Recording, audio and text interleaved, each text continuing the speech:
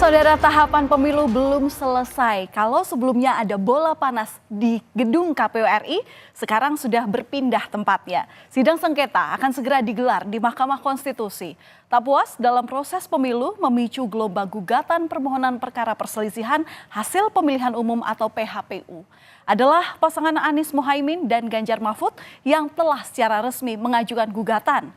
Menduga terjadi banyak kecurangan. Keduanya meminta klarifikasi agar demokrasi berjalan dengan baik. Sebetulnya tudingan seperti apa yang menguatkan gugatan untuk diajukan ke Mahkamah Konstitusi? Saudara, Kamis 21 Maret 2024, Tim Hukum Nasional pasangan Anies Mohaimin mendaftarkan gugatan perselisihan hasil pemilu ke Mahkamah Konstitusi. Ketua Tim Hukum Amin menyebut permohonan gugatan hasil Pilpres ke MK dilengkapi dengan sejumlah bukti dan sejumlah saksi. Dalam permohonannya, Timnas Amin meminta Pilpres 2024 untuk diulang tanpa diikuti calon wakil presiden nomor urut 2 Gibran Rakabuming Raka. Intinya adalah permasalahan pencalonan wakil presiden, calon wakil presiden di 02. Dari awal proses tersebut bermasalah. Dan lanjutan masalahnya luar biasa. Karena kebetulan calon wakil presiden ini adalah anak seorang presiden, sehingga membawa dampak yang begitu luar biasanya. Jadi seandainya nanti ini diterima sebagai satu argumen yang kuat oleh Mahkamah Konstitusi, tentunya kami mengharapkan dilakukan pemungutan suara ulang tanpa diikutin oleh calon wakil presiden 002 yang saat ini. 2 hari setelahnya, pada Sabtu 23 Maret 2024, TPN Ganjar Mahfud juga menolak keras hasil Pilpres 2024. TPN Ganjar Mahfud bahkan meminta MK untuk mendiskualifikasi pasangan Prabowo Gibran. Melayangkan gugatan perselisihan hasil pemilihan umum ke Mahkamah Konstitusi, TPN Ganjar Mahfud turut membawa berkas sebanyak 151 halaman. Kami meminta diskualifikasi kepada pasangan paslon 02 yang menurut hemat kami telah didaftarkan dengan melanggar ketentuan hukum dan etika. Dan itu sebetulnya sudah dikonfirmasi oleh MK-MK dan terakhir oleh DKPP. Ada diskualifikasi, kita juga memohon pemungutan suara ulang di seluruh TPS di Indonesia. Jadi bukan di satu tempat atau 2 tempat, tapi di seluruh Indonesia. Menanggapi gugatan kedua pasangan capres ini, Wakil Presiden terpilih Gibran Rakabuming Raka memberikan jawaban yang menohok. Menurutnya, jika pemilu diulang karena jagoannya kalah, maka tak akan pernah selesai pemilu itu. Gibran pun mempersilahkan gugatan agar dilayangkan sesuai dengan prosedur dan mekanisme yang berlaku. Pasalnya, TKN Prabowo Gibran saat ini juga telah menyiapkan pengacara untuk menghadapi sengketa pemilu di Mahkamah Konstitusi. Jika nomor 1, nomor 3 ada hal-hal yang kurang berkenan, silakan diproses melalui jalur-jalur yang sudah ada. Oke. Kalau pemilu diulang tanpa Mas Gibran itu tanggapannya gimana? Misalnya nanti diulang, terus jagoannya kalah, apa minta diulang lagi? Apakah minta diulang sampai menang? Itu. Sekali lagi, kalau ada yang kurang berkenan, silakan melalui jalur-jalur yang sudah ada, kan sudah ada mekanismenya sendiri-sendiri. Calon Presiden Ganjar Pranowo sebelumnya juga angkat bicara terkait permohonan perselisihan hasil pemilihan umum atau PHPU. Gugatan dilayangkan ke Mahkamah Konstitusi untuk mengklarifikasi sejumlah catatan dugaan pelanggaran yang terjadi selama penyelenggaraan pemilu 2024. Mengapa baru sekarang digugat?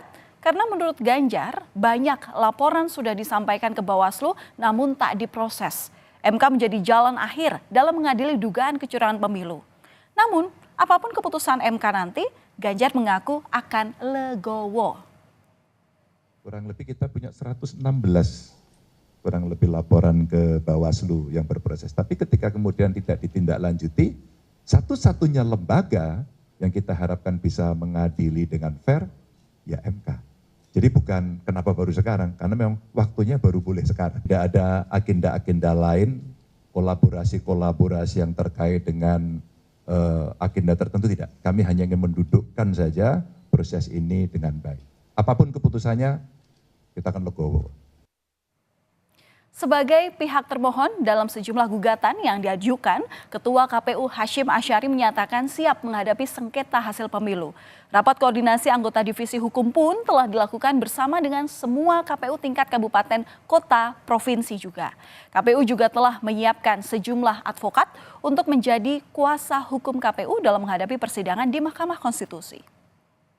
Ini KPU mengumpulkan KPU Provinsi dan KPU Kabupaten Kota seluruh Indonesia untuk mempersiapkan persidangan-persidangan dalam sengketa hasil pemilu di Mahkamah Konstitusi. Kami juga sudah menyiapkan sejumlah advokat yang nanti akan menjadi kuasa hukum KPU dalam persidangan-persidangan di Mahkamah Konstitusi. Di sisi lain, Capres Anies Baswedan berharap agar Hakim Mahkamah Konstitusi bersikap adil dalam sidang sengketa pemilu ini. Anies meminta Hakim MK dapat menjalankan tugas sebaik-baiknya agar semua proses berjalan baik. Anies menegaskan terus berfokus pada proses gugatan sengketa pemilu di MK.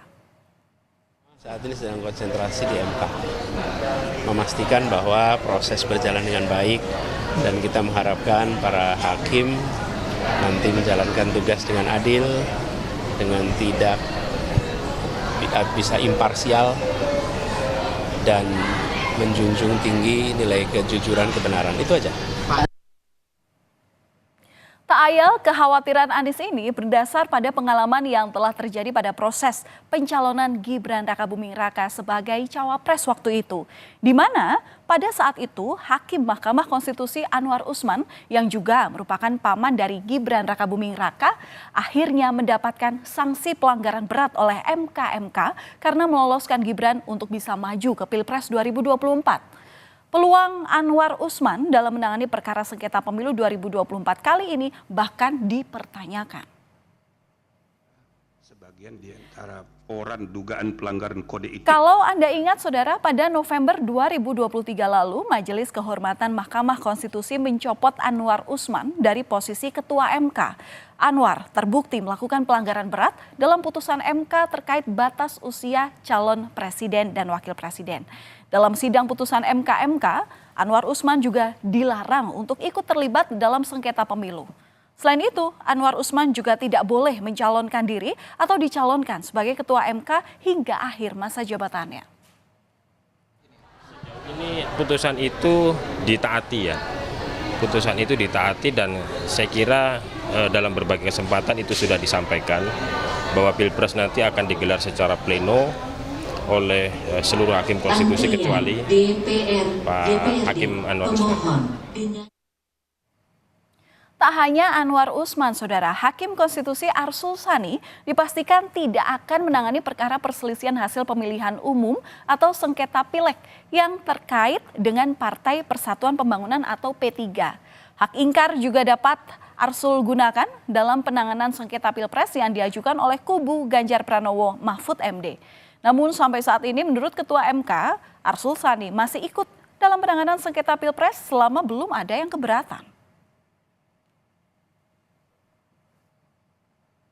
Sebagai informasi saudara, total ada sekitar 277 permohonan gugatan yang akan dilaksanakan persidangannya secara bergilir di Mahkamah Konstitusi.